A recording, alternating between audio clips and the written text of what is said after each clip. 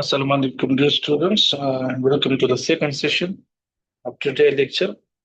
इस लेक्चर में हम extra-articular as well as the intra-articular condition of the subacute wristband discuss करेंगे। कौन से कंडीशन है जो कार्पल बोन्स के बाहर जो टेंडन्स है या कोई गेंगिया है या इस तरह की और इम्पीचमेंट सिंड्रोम्स हैं जो आर्टिकुलेशन यानी जॉइंट से बाहर है और वो एक सभी क्यूट जो है या क्रोनिक रिस्ट पेन काज करते हैं। और इसी तरह हम फिर आर्टिकुलर काजेस पर भी बात करेंगे and this session. So there are many condition जो सभी क्यूट और क्रोनिक रिस्ट पेन जो है की वजह बन सकते हैं। और एक थॉरो एंड कम्प्रहेंसिव एग्जामिनेशन जो है ये हमें जो है बता सकती है कि usually this is the extra-articular or this is the articular. Extra-articular का मतलब ये है कि some ligaments or we can say that the tendons uh, and the muscles are the soft tissue they are involved pathologically. Articular से मुराद ये है कि it's the bone itself or the joint which it make with another neighboring bone in the carpal region, so they are involved. तो सबसे पहले हम common जो extra articular condition उस पर इसका जिक्र करेंगे and then we will talk about the articular causes of the subacute and chronic wrist pain. So the common extra-articular condition which may lead to the wrist pain, they are the decurvent tenosynovitis, sometimes also known as the decurvent disease. Then we will discuss the intersection syndrome. There are two intersections on the dorsum of the hand. We will discuss them in the upcoming slides. The ganglia, they may be the cause of the wrist pain and the impingement syndromes. And then the last, the tendinopathies will be discussed. So these are the areas where the pain may be present. So the site of pain, if there is intersection syndrome, so that is the area which will there will be pain. इसी तरह अगर extensor कार्पी अल्नेरिस जो है जिसकी subluxation हो जाती है इस यू टेंडन जो है इनकी that will be pain on the medial side on the ulnar side. इसी तरह जो है डिकर्वेंट डिजीज जो है अगर है तो that will be on the entire retinaculum, specifically on the that radial side will be the pain will be more on this side. Similarly, on the thumb side, if there is some tendinopathy of the extensor digiti minimi, so that the pain will be on the medial side. सबसे पहले डिकर्वेंट tenosynovitis की बात करते हैं। Important ये है डिकर्वेंट tenosynovitis और डिकर्वेंट disease में इसमें टेंडन कौन से इन्वॉल्व होते हैं। So usually to tendons of the first compartment, total 6 compartment होते हैं on the back of the wrist. और इनमें से पहला कंपार्टमेंट है which is made of the abductor pollicis longus and the extensor pollicis brevis. ये टू टेंडन्स होते हैं जो thumbs के मसल्स होते हैं और when they pass and that's the thumb side, so they are passing through a sheath which we can call as the fibro-osseous tunnel. वहां पे इनकी जो साइनोवियल शीट है ये इनकी इंट्रेपमेंट हो जाती है और इनकी इन्फ्लेमेशन हो जाती है। So that inflammation of the sheath covering this two tendon, यानी इनकी जो एक अलग कंपार्टमेंट होती है, इस फर्स्ट कंपार्टमेंट की जो शीट है उसकी इन्फ्लेमेशन को कहते हैं the decurvent tenosynovitis or the decurvent disease. These tendons, they are passing on the radial side towards the thumb. So in the area of the pain exactly they will be just at the radial side, just above or at the radial stellate area. Local tenderness होगी, swelling हो सकती है and नहीं भी हो सकती। There may be an accompanying of the swelling or there may be no such swelling. Then और अगर इसको हम एग्जामिनेशन इसकी करें तो already we have discuss in the previous session that the Finkelstein test is used for the diagnosis of this decurvent tenosynovitis. लेकिन इनकी sensitivity और स्पेसिफिसिटी इतनी अच्छी नहीं है। और एक रीजन ये है कि अगर फिंकलस्टीन टेस्ट पॉजिटिव है, सो ये का हरगिज ये मतलब नहीं कि ये डिकर्वेन टेनोसाइनोवाइटिस है।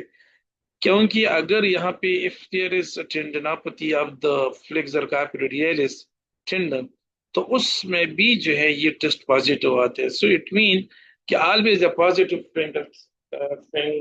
स्किन टेस्ट जो है, that doesn't mean the presence of the recurrent tenosynovitis. फिर तो mnemonic का मतलब ये है कि when a symptom or a test is positive, it directly indicate a specific disease. So actually, that positive fingerstine test may indicate and may be positive in cases of both the decurrent synovitis and Flescocarpy radialis tendinopathy. That's why this is not pathognomonic for the decurrent synovitis. Somehow, if there is a severe case, so there may be some creaking sound may be present, some crepitus may be heard as well. These conditions, they are most commonly involved in which repeatedly use their wrist, like the in athletes who are using the rackets, or in the 10-pin bowlers, in the rowers, or in the keniist.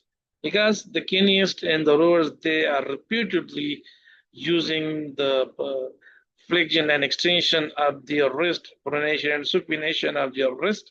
So there may be this overuse and this too much use of this wrist movement repeatedly. They may lead to the inflammation of this sheath and this decurventinous synovitis. The left thumb of the right-handed golfer is particularly at risk because of the hyperabduction which is required for the swinging of that golf club. The nearest tenosynovitis of the first compartment of the extensor of the wrist. So treatment includes splinting and local ellipsotherapeutic modalities, some stretches, and as well as some strengthening as well. Patient may often find a pen buildup. These are the pen buildup we can see here. These are the brush. इनकी इर्द गिर्द जो है यहाँ पे एक rubber जो है या इस तरह की कोई स्ट्रक्चर जो है ये एनरेप किया गया है ताकि इसकी डायमीटर जो है इंक्रीज हो सके। क्योंकि जितना जिसका डायमीटर इंक्रीज होगा उतना जो है यहाँ पर इस तम मसल की जो है इसको स्ट्रेचिंग कम होगी, और जब स्ट्रेचिंग कम होगी तम एक्सटेंसर की स्ट्रेचिंग जो है ये कम होगी, उतना ही पेन जो है इनको कम होती है। ये एक मॉडिफिकेशन है इन एक्टिविटीज कि ये अपने जो बॉल पॉइंट है या जो ब्रश है या जो भी वहां पर इस तरह पॉइंटेड चीज when they are going to grip that, तो उसके जरिए उसके इर्द गिर्द इस तरह रैप करे किसी भी चीज को, रबर को, even they can wrap the cloth just to increase the diameter for their gripping. इससे होगा ये कि they will be less stretched in the extensor of the thumb tendon and which may lead to the less pain. An injection of corticosteroid and local anesthetic into the tendon sheath may be helpful. That may help in the reduction of the symptom. But on the other side, research evidence they are revealing that there is no such reduction in symptom with the NSAID, or there is no such reduction in the symptom with the wrist. So this is the graphical view of the radius stellate. We can see here, this is the radius stellate area. This is the sheath covering the both tendons. These are the two tendons, the extensor pollicis brevis tendon, the above, and the below is the abductor pollicis longus tendon. They both are enclosed by a sheath, and usually there is inflammation of this sheath known as the decurrent tenosynovitis. There are 6 compartments on the back of the present, or we can say that the extensor. And these 6 compartments, they can be divided into the deep and superficial compartment. There are compartment 1, 2, and 3. They are considered as the deep compartment, and the 4, 5, and 6, they are considered as the superficial compartment of the back of the wrist. These are the extensors. So these 2 tendons, these are the tendons, the extensor pollicis brevis, and the below one is the abductor pollicis longus. These children, they are pathologically involved in the decurvent synovitis. The next extra-articular condition which may give the wristband is the intersection syndrome. Intersection syndrome is a condition that occurs at the site where the abductor pollicis longus and the extensor pollicis brevis, which is actually the tendons of the first compartment, they cross over the extensor carpi radialis tendon. There are again two tendons in the second compartment, the extensor carpi radialis brevis and the extensor carpi radialis longus. So intersection means that there is crossover of the two compartments, the first and second compartment. और ये एक पहले और दूसरे compartment की जो crossing होती है एक दूसरे के ऊपर, इसको कहते हैं इंटरसेक्शन. एंड समटाइम दे में probably their friction हो जाती है because of crossing on each other, जिसकी वजह से उनकी जो शीट होती है there may be inflamed and sometime there may be the inflammation of the tendon itself, but mostly the sheath which is covering these tendons, they are involved. So intersection syndrome, there are two types of intersection we can see here in this image. One is the proximal intersection, the other is the distal intersection. So you should be very clear that the proximal intersection is between the first and second compartment. ये जो दो tendons है, which is actually the abductor pollicis longus and the extensor pollicis brevis, जो अभी हमने discuss किया in the decurvent synovitis, उसमें ये दोनों टेंडन जो है इन्वॉल्व होती हैं.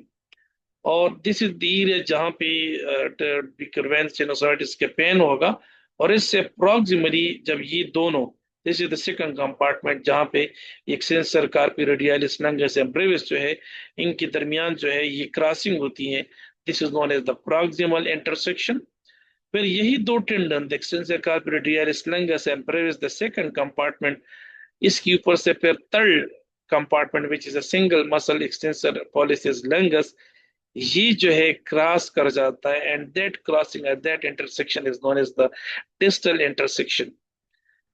The proximal intersection is so common that sometimes it is also known as the classical intersection syndrome. This is very rarely involved.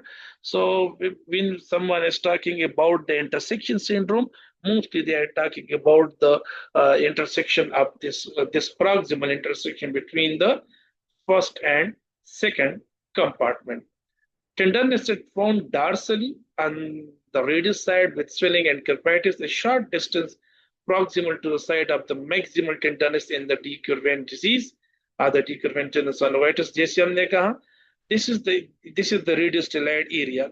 अब radius stellate area जो है, इस area पे यहाँ पे decurvent disease का पेन होगा, जबकि उससे dorsally, वो dorsal side पे थोड़ा सा उससे proximal जो है, they will be pain and tenderness in the condition of that intersection syndrome.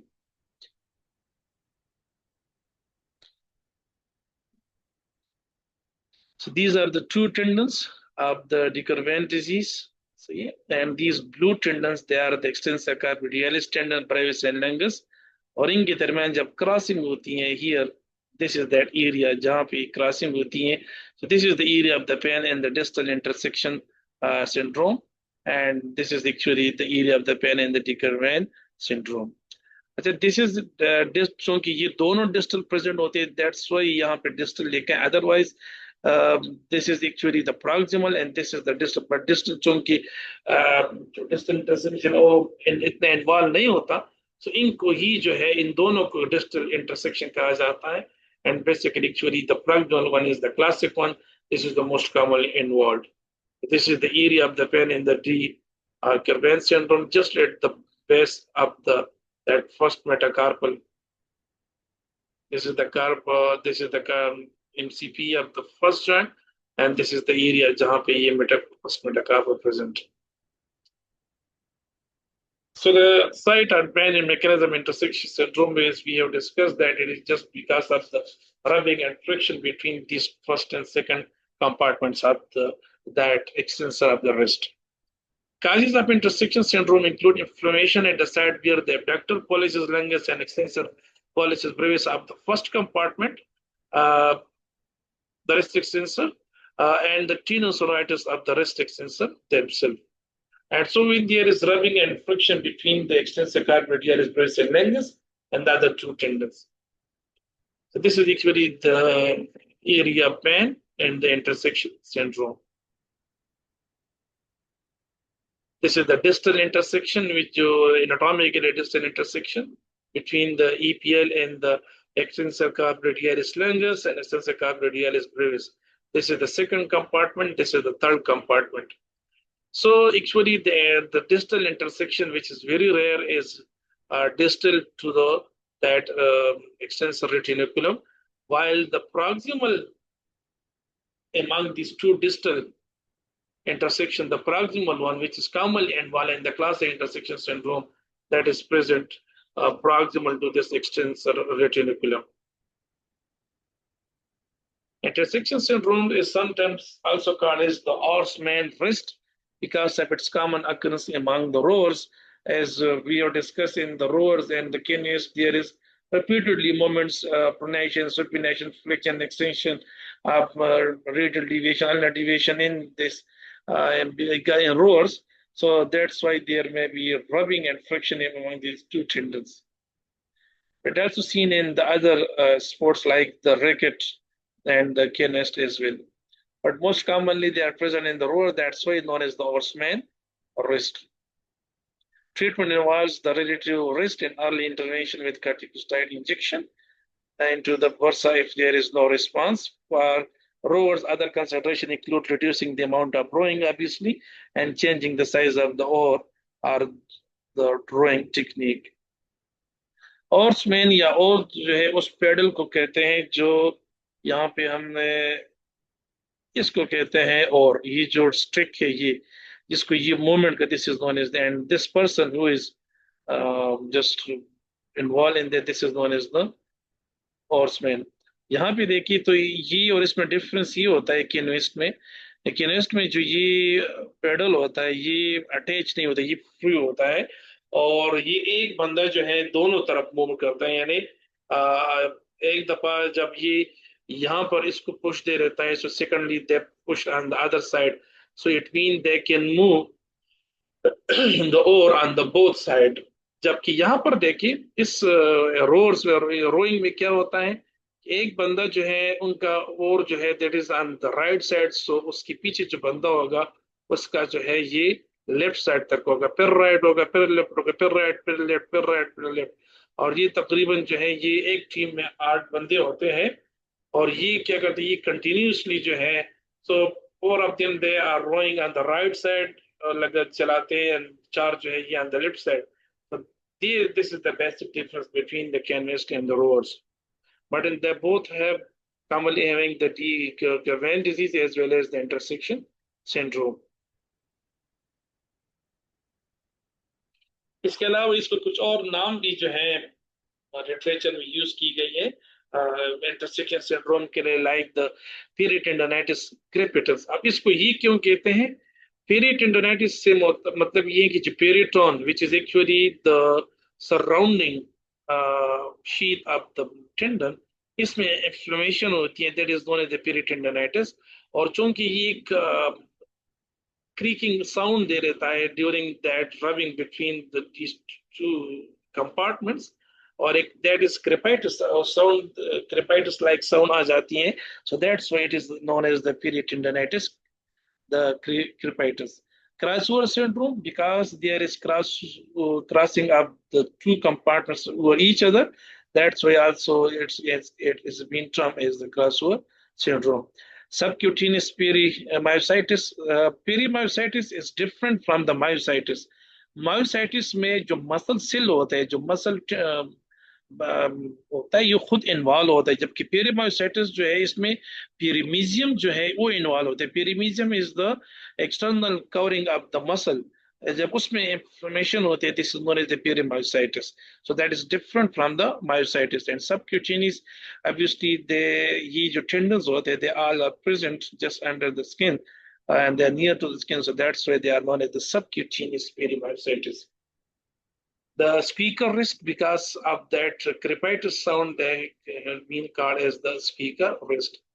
वोगेब forearm इसको इसलिए कहा जाता है कि वोगेब उस कंडीशन को कहते हैं विच इज ट्रबलसम, और जो कंटिन्यूसली प्रॉब्लम दे रहते हैं, which is difficult to treat, और जो थोड़ा सा जो है ट्रबलसम ज्यादा होता है.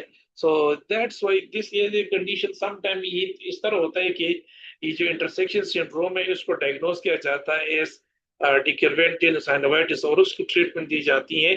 अदरवाइज ये जो है होता है इंटरसेक्शन सिंड्रोम, ये और लोग हो जाता है, इसकी वजह से ये हील नहीं होता और ये प्रॉब्लम जो है ये ट्रीटमेंट नहीं होती. So that's why it sometime it is known as the Bugabo forearm. Adventitial bursitis, that is sometimes the bursa around this, they can be involved, and the EPL syndrome because of the involvement of that EPL, which is actually known as the abductor pollicis limus. It is one member of the first compartment. क्योंकि ये APL जो है ये tennis डिकर्वेंटियस में involve होता है और intersection syndrome में भी इन्वॉल्व होता है. In both, if both cases involve, that's why that is known as the APL syndrome.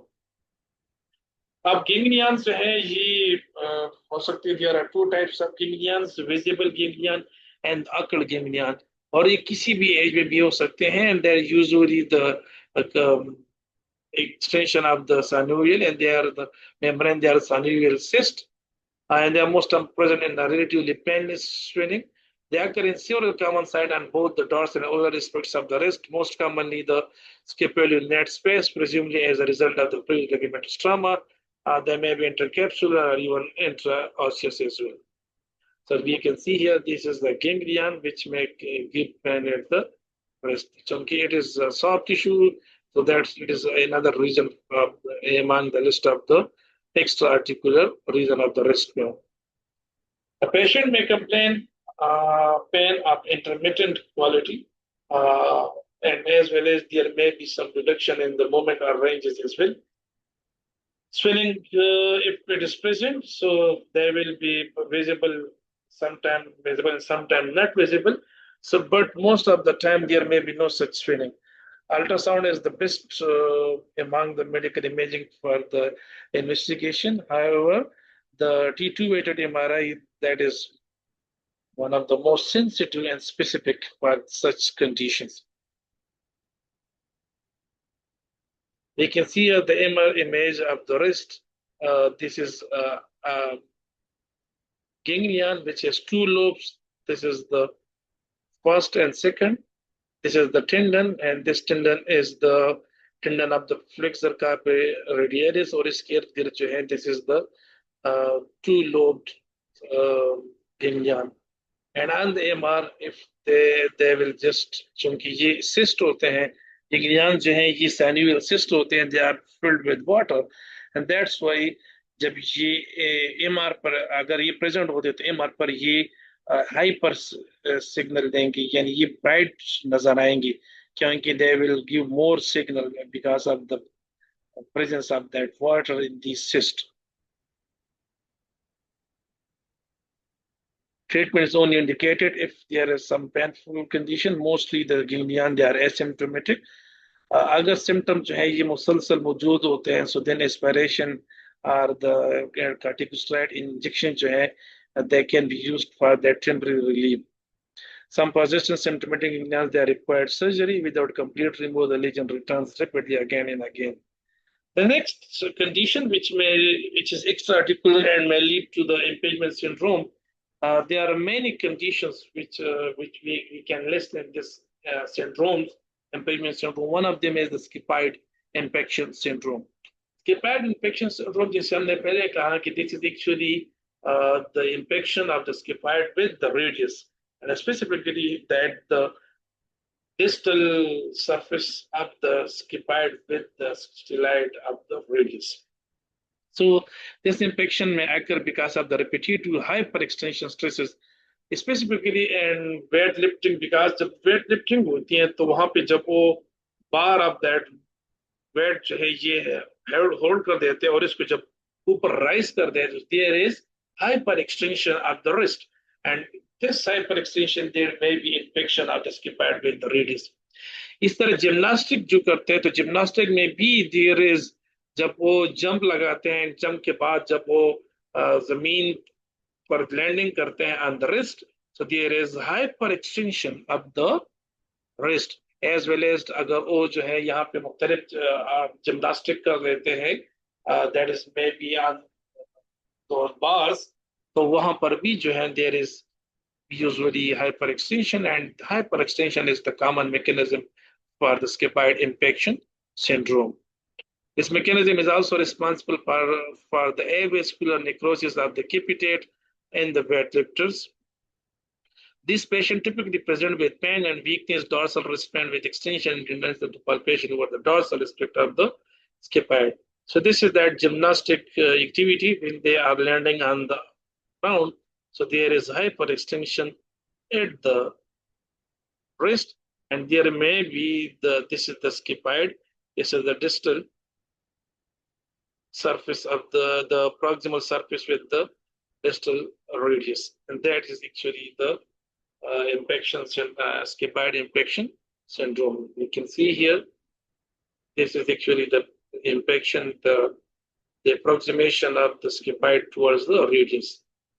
This is scaphoid, this is the lunate, this is the capitate, this is the hamate, and this is the pachyform, and this trapezium trapezoid. Now this is actually the area when if there is the scaphoid impaction syndrome, so usually there will be pain on the dorsal side. Impaction of the dorsal pole of the lunate and the distal radius is seen in gymnastics drill, and there is impingement of the extensor polycylindrical tendinous drills on the lesser tubercle. Lesser tubercle is sometimes also known as the dorsal tubercle. It is present on the radius, distal radius, on the dorsum of the radius. Similarly, there may be another impingement, the tricutrohamate impingement. They may also result from the wrist extension as well as from the ulnar deviation. And this tricutrohamate impingement, they may be present in gymnastic as well as in the racket sports like the squash, tennis, and etc. तो ये तमाम जो infection scaffold infection syndrome है और यहाँ पे जो extensor पॉलीसिलैंगस impeachment है, ट्राइक्यूट्रोहेमेट इम्पीचमेंट है, इन तमाम का जो मैकेनिज्म है, this is the hyper extension of the wrist. This is the listed tubercle, which is present on the dorsum of the distal radius.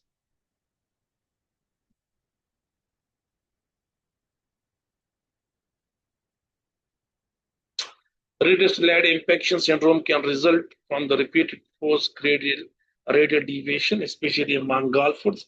golfing जब वो स्विंग क्लब स्विंग करती है, golf स्विंग करते हैं, तो वहां पर रेडियल डिविएशन ऑब्वियसली होती है, या ड्यूरिंग द क्रिकेट में जब बैटिंग होती है वहां पर लॉन्ग हिट लगाने के बाद से देयर इज रेडियल डिविएशन, और रेडियल डिविएशन जो है ये ड्यूरिंग दैट हैंडलिंग हो जाती है। इन तमाम इन केसेस में या वहां पे अगर आप टेनिस पे जो लॉन टेनिस है वहां पर देखें तो जो वहां पर द स्पोर्ट द पर्सन जो वहां पे बैक हैंड शॉट मारता है तो बैक हैंड पे भी जो है वहां पर रेडियल जो है ये डिविएशन होती है। इन तमाम स्पोर्ट्स में यहाँ पे रेडियल स्टेलॉइड जो है इसकी इंफेक्शन जो है हो सकती है, and which may give pen at the dorsal side. And obviously corticosteroid injection that may be very helpful, and if the pain persists, so then a surgical treatment may be used for this infection, radial steroid infection. Usually there will be no such requirement of the surgery and corticosteroid injection, because mostly these conditions, the radial steroid infection, they are well treated with the wrist and the protective brace. Now the next is the tendinopathies around the wrist. This is the next extra-articular cause of the wrist pain. Any of the flexion extensor tendon around the wrist may become painful with excessive activity, and that will give the wrist pain. An examination, there is tenderness and occasional swelling and crepitus. The principle of treating tendinopathies apply management should include attention to the biomechanics, ergonomics, obviously relate your wrist, eyes, progressive and strengthening of the functional rehabilitation. Now let's come towards the articular cause of the that wrist pain, and some common articular causes of these wrist pain. They are the distal radial epiphysis in the adolescent and children, the triangular fibrocartilage tears, shortly known as the TFCC tear, and the Kinborg disease. Distal radial epiphysis जो है ये that is that part of the long bone which is distal to the physis. Physis जो है ये कहते हैं growth plate को. Epiphysis जो है this is that part of the which is distal to this growth plate. Metaphysis जो है this is proximal. Yeah, we can say that the shape of that long bone is known as the metaphysis. Injuries to the distal radial epiphysis occur in the elite young gymnast, and fracture may occur, but overuse injury to the epiphysis is more common. The gymnast complains of pain and limitation of flexion, and there is minimal swelling, and sometimes there may be tenderness over the distal radial epiphysis with no sign of tendinopathy, syndromal cyst, or the joint dysfunction. So this is the metaphysis, this is the epiphysis, this is the physis, which is actually the growth plate. This is the distal radial injury. You can see here, this is that there is no such uniformity. The radial epiphysis has been moved. इसका ये जो end है, ये lateral end, it should correspond with this side, but there is no such uniformity. And this is on the lateral side. Laterally में भी हम देख सकते हैं कि there is some part has been reduced from that epiphysis. Common radiographic findings include the widening of the growth plate, the cystic changes, and the adhesiveness in the normal radiolucent area of the epiphyseal plate compared with the asymptomatic side. Adhesiveness means there may be some cloudness. If there is narrowing of the growth plate, the possibility of the cell there is 5 stress fracture must be considered. There are 5 types of that epiphysis fracture. Salter-Harris, this is the classification of the growth plate fracture, and there are 5 types. This is the normal, the green is the growth plate. So the type 1 is when the fracture of the growth is just straight across that growth plate. If the fracture is just across the growth plate as well as it is present in the fracture is present above the growth plate, means proximal to the growth plate, so that will be called as the type 2, and that will above mean that is in the shaft. Opposite is the type 3, जहाँ पे growth plate के साथ साथ जो है ये epiphysis में in fracture होगा, so that will be called as the type 3. Type 4 जिसमें metaphysis, growth plate and epiphysis तीनों की तीन इन्वॉल्व होते हैं. So यहाँ पे 2 और 3 का मतलब है कि 2 the physis के साथ साथ जो है the epiphysis and the metaphysis दोनों जो है ये इन्वॉल्व होते हैं, and the fracture will be through the growth plate from the metaphysis through the epiphysis through the growth plate. So that's why this is the true, and that is type 4. Type 5 mean when there is erosion of that growth, crush of that growth plate, and there is collapse of the joint of the metaphysis and epiphysis. So that is actually the type 5 type of the Salter-Harris classification of the growth plate fracture. There should be particular attention to the strengthening of the forearm flexor as incorrect weight bearing through an excessively extended measure as a major causative factor. The second, which may give the pain mostly on the ulnar side, articular cord, this is the triangular fibrocartilage complex tear, the TFC tear. This is a complex structure which is present between the carpal bones and the ulna, and this is just to increase the congruency and fill that gap between the ulna and the carpal bones. This TFCC, this is the major and the main stabilizer of the distal radio ulnar joint. The this complex consists of the structures including the triangular fibrocartilage, ulnar meniscus homologue, the ulnar collateral ligament, the numerous carpal ligaments, and the extensor carpal nares tendon sheath.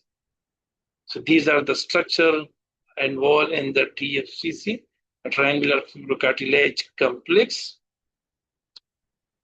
This is one of the common side of the ulnar wrist pain, as it is present on the medial side of the ulnar side. Compressive load to the wrist, especially accompanied by the ulnar deviation, just like in the sports involving the racket sports, the diving and the gymnast, there may be tear involvement of the tear in the central portion of the cartilage. And it can also be disrupted after a distal radial ulnar fracture or potential with disruption to the distal radial ulnar joint. Examination may usually tenderness मिलेगी, swelling present मिलेगी, or specifically medial side पे, and more tenderness will be present on the dorsal side as compared to the ulnar side. इसको diagnose करने के लिए specific test that can be useful known as the press test. Already we have discussed it in detail in the previous lectures, what we mean by the press test. High quality MRI can image the TFCC, and this is an increasing the popular investigation for the ulnar side wrist pain because of its high sensitivity and high specificity. Estimate of sensitivity and specificity are about 60% and 90% respectively. It suggests that a negative MRI could not be used to rule out the condition if it is clinically suspected. Interestingly, ultrasonography shows promise for the matching MRI in the detection of the TFCC lesion. Bracing जो है हम use कर सकते हैं treatment में, इसी तरह हम स्ट्रेंथनिंग दे सकते हैं to that extensors of the wrist, and as well as different modalities can be used to treat the pain. Arthroscopy, they permit accurate diagnosis and excision for any torn cartilage if required. If the ulna is longer than the radius positive ulnar variance जो है ये तीन किस्म की होती है. One is known as the neutral ulnar variance, other one is known as the positive ulnar variance, and the third one is known as the negative ulnar variance. Neutral ulnar variance का मतलब ये है कि the distal part of the ulna and the distal part of the radius, they both have equal length, they both are at the same level, then it is known as the neutral ulnar variance, means there is no such variance. Positive ulnar variance का मतलब ये है कि the ulna is more distally present than the radius, while the negative ulnar variance का मतलब ये है कि ulna will be, जो normal होता है कि there will be less longer than less distal than the radius. Radius will be more distal than the ulna, and this is actually the normal situation. That will be called as the negative ulnar variance. So in case if there is positive ulnar variance, mean the ulna is longer than the radius, so there will be impingement of the triangular fibrocartilage complex as well. और obviously there is only treatment की यहाँ पे आप existing surgery requirement for this condition, in which there will be shortening of the ulna as well as the existing of the turn fibrocartilage, क्योंकि वहां पर जो turns जो जिनकी टीयरिंग हो चुकी है और वो डेब्रिज और वो सब चीजें अगर वहां पर है तो ये फिर वहां पे लूज बॉडीज बन के मोर कॉम्प्लिकेशन क्रिएट कर सकते हैं. That's why not only the shortening of the ulna is required and necessary, but the excision of the torn fibrocartilage is also required. The distal radioulnar joint instability. This is just because when there is disruption, when there is avulsion, there is sprain of the dorsal and ulnar ligament. अब dorsal and ulnar ligament जो है ये two types के होते हैं, superficial and the deep. दोनों commonly involved होते हैं in the distal radioulnar joint instability में. Dorsal subluxation of the ulnar head is associated with the tear of the ulnar radioulnar ligament is more common than then the dead dorsal radioulnar ligament. These are the two tendons which are present deep in this inner deep. They are known as the deep dorsal or dorsal and ulnar ligament. And these two are the superficial dorsal and ulnar ligament. Here they are in the more clear view. These two are the deep dorsal and ulnar radioulnar ligament, and these outside one, the long ligaments, they are the superficial dorsal and the ulnar radioulnar ligament. When there is avulsion, a sprain of these ligaments, that will lead towards the distal radioulnar joint instability. Kinborg disease, this is the avascular necrosis of the lunate, and just because of the repeated trauma. This can present as chronic dorsal or ulnar wrist pain in athlete who has repeated impact to the wrist, most common among the athletes who are and the persons who are in their 20s. There is a localized tenderness for the lunate and there is loss of the grip strength as well. In the acute stage, immobilization may be very helpful, while in the chronic case, then surgery may be required. Although results they are not superior to the conservative management. Numbness and hand pain.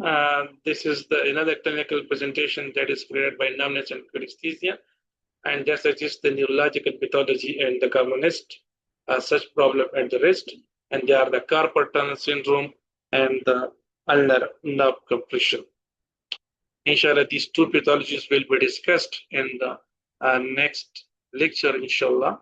And that last lecture, there will be the last of the wrist pathologies, the musculoskeletal pathologies of the wrist and hand. In the next lecture, inshallah, we will also discuss the carpal tunnel syndrome and the ulnar nerve compression, as well as we will start the examination and all the MSK pathologies of the wrist and fingers as well.